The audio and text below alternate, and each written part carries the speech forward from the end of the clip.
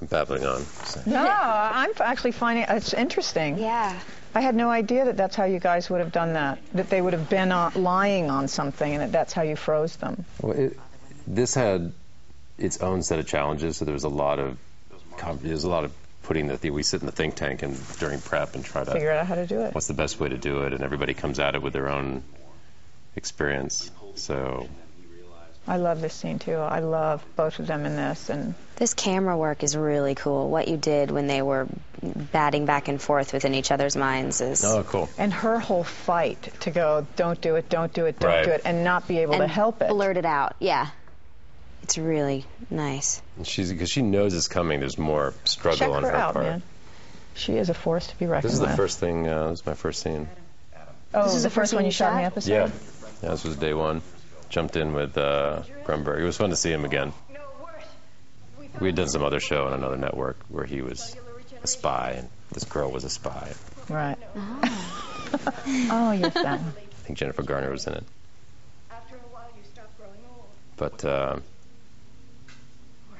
you know, it was fun working with Joe, too, because, like, even though, like, Corey reintroduced me to Beeman, who I'd known from some other shows, Joe had seen an episode I had done of that show I was doing in Dallas that's serialized and takes place in a prison. Mm-hmm. And it was a departure episode of that show where it had all gone back. They had gone back like several months and flashed back the whole story in the middle of their story. And Joe said he was inspired by that episode to write his 5 years in the future episode with that. Oh, really? In the middle of a show that you could do these departure episodes, you know, to go 4 months ago or to go 5 years in the future or whatever it was. So, so it was kind of exciting that we got to kind of meet back up on this and do that. It's a great idea. You'd think that it would cloud things up, but it actually doesn't. You can actually go a lot deeper with the characters once all that exposition is given. Once you kind of know what's coming. I love Angela how she braces for what's coming. Like she's trying to fight it off. It's nice to see her grip the... And the nose. It's a good scene. There was a lot of discussion on that, and we just decided to do her without the blood and then put it on and just editorially. Yeah, well, we just, with the visual effects, let it trickle because I thought it would interrupt the performance to have it be, you know, if she had to tilt her head back and it comes out and falls all over her mouth. Right. And they were in such a good rhythm, those two. I love this.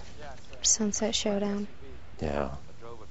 The scene 32 always be blasted into my mind. Exactly. Well, the thing is, we shot this over 2 days because we went on the scout. We were supposed to shoot this all in one day, which was doable. So we got there and realized that on our scout that until about 11 in the morning, most of this is in total shadow. So we realized we would get completely screwed. So we broke it up over 2 days.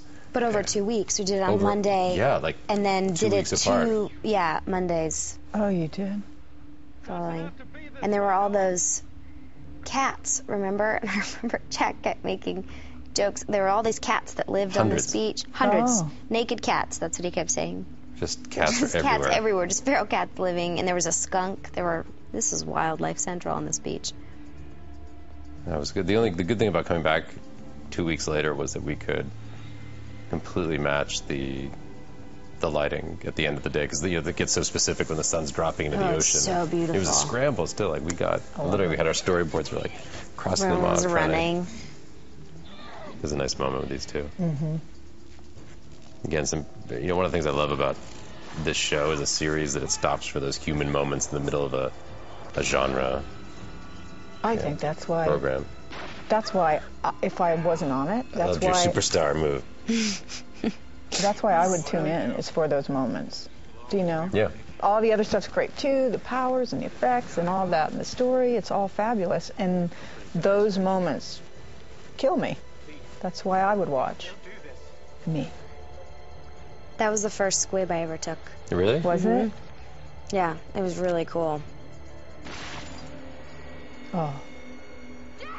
They did a great job with it, selling it. Yeah. It's hard because there's always that delay of like when you get it, but you sunk it up. Oh. That's gorgeous. That's epic. One of the things we tried to do is, or at least as a fan of the show watching it, I wanted people to feel that this was the death of a character that you were really going to lose. HRG that it couldn't think for a second that there was a chance he was going to come back. Right. And that's the painting. Hmm.